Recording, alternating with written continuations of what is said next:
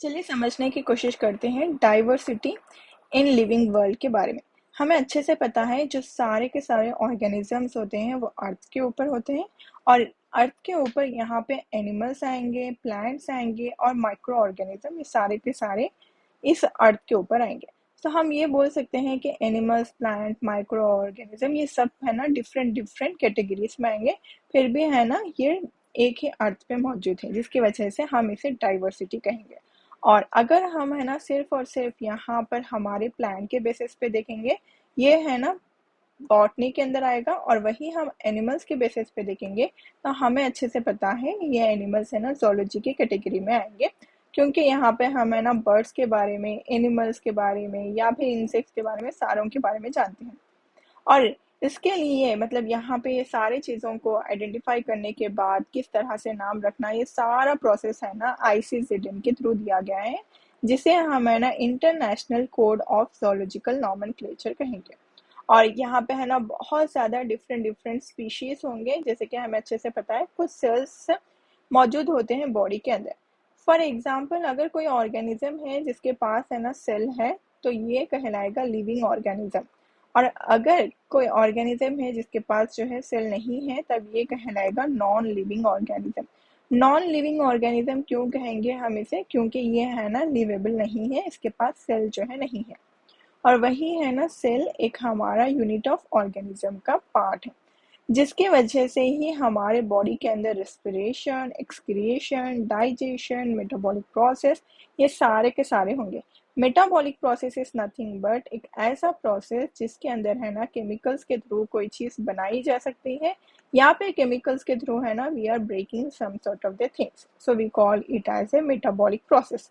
जैसे कि protein formation करना हो या फिर प्रोटीन ब्रेक डाउन करना हो, सारा का सारा मेटाबॉलिक प्रोसेस में आएगा। और यहाँ पे हमें ये भी पता होना चाहिए कि ये जो हमारा क्लासिफिकेशन है, ये एक या तो हमारे पास यूनिसेलुलर कंडीशन होगा, या फिर हमारे पास है ना multi cellular. Let me right unicellular,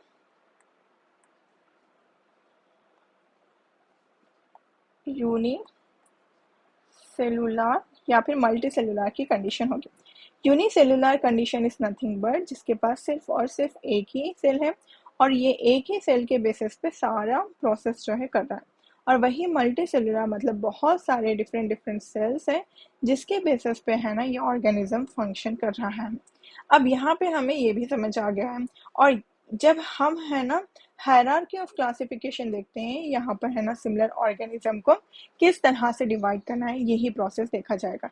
जैसे कि फॉर एग्जांपल मैं आपसे ये कहूँ कि हमारे पास है ना एक बॉक्स है जिसके अंदर है ना डिफरेंट कलर्स है, जैसे कि green colour, pink colour, yellow colour and bluish colour. अगर मैं बोलूँ कि मुझे है ना ब्लू कलर पसंद है, और मैं चाहती हूँ कि मैं ब्लू कलर के बारे में और पढूं, समझूं, देखूं, जानूं और समझने की कोशिश करूं।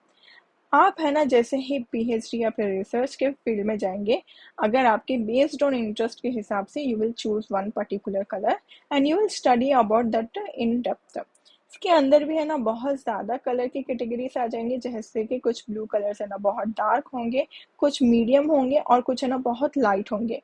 Based on that the category will again further divide, और उसके बहुत ज़्यादा चीज़ों के वेरिएंट्स के बारे में आप जान सकते हैं। Same like that what will happen, हमारे पास जो ऑर्गेनिजम्स है उसके अंदर हमें पता चल गया कि ठीक है ये ऑर्गेनिज्म है, बट उसके बेसिस पे, जैसे कि उसके दिखने के बेसिस पे या फिर उसके सिमेट्रिकल बेसिस पे या फिर उसके डिवीजन के बेसिस पे, उनके बेसिस पे हमने है ना डिफरेंट डिफरेंट एनिमल को डिवाइड करके रखा। अब आपकी मर्जी, आप है ना कोई भी ऑर्गेनिज्म चूज कर सकते हैं, उन्हें डिस्कवर करने की कोशिश कर सकते हैं। अगर आपको लगे इस पर्टिकुलर कैटेगरी के अंदर भी मुझे और स्पेसिफिक जाना है, you can go for that too. Overall in general में मैं स्टडी करूंगा, मतलब you will not able to do anything here, क्योंकि आप है ना सारा इन जनरल स्टडी करने बैठोगे तो है ना बहुत लॉन्ग प्रोसेस हो जाएगा। The age of your will be not sufficient for this all work. तो इसीलिए मतलब एक स्पेसिफिक ऑर्गेनिज्म को आइडेंटिफाई करने के लिए बहुत ईयर्स लग जाते हैं, समझने के लिए, डिफाइन करने के लिए। इसके बेसिस पे है ना if you will try to go with all mug up things, it will not at all work for anyone. इसीलिए हमने है ना एक स्पेसिफिक कैटेगरीज में डिफाइन किया है, ताकि है ना आइडेंटिफाई करने के लिए या फिर है ना कोई भी ऑर्गेनिज्म को क्लासिफाई करने के लिए हमारे लिए आसानी हो। इवन तो अगर आप है ना एक न्यू स्पीशीज को आइडेंटिफाई करें in right scenario, what you can do based on that. For example आप है ना कोई पार्क में गए जहाँ पे आपको है ना एक स्पीशीज मिल गया।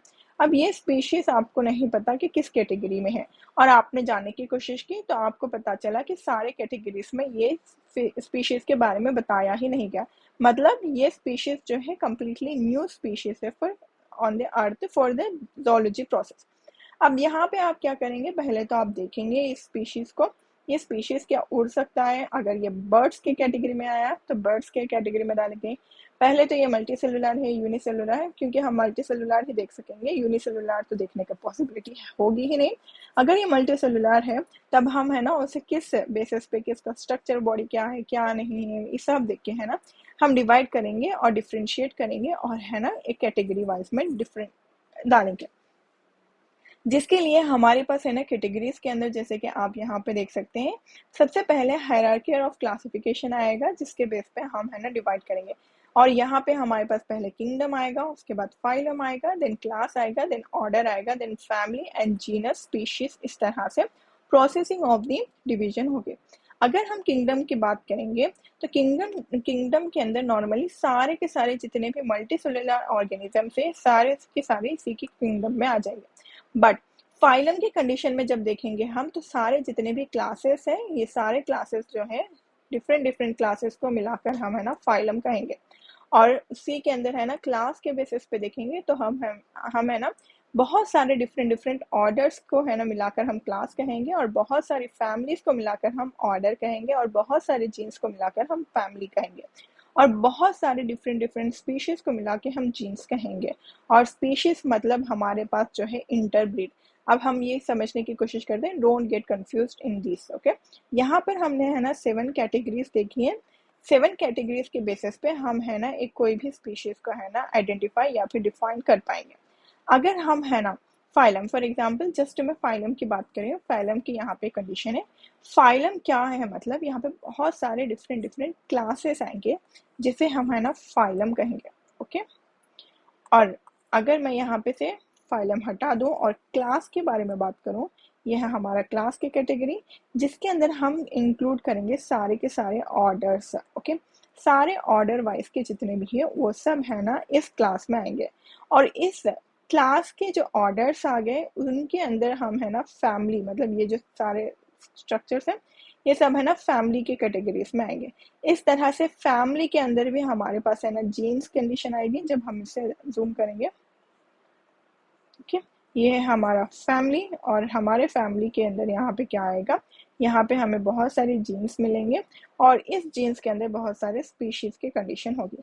कुछ इस तरह से डिवीजन जो है प्रॉपरली होगा और हम है ना आइडेंटिफाई कर पाएंगे। I hope you like this video and you understand all the things whatever I have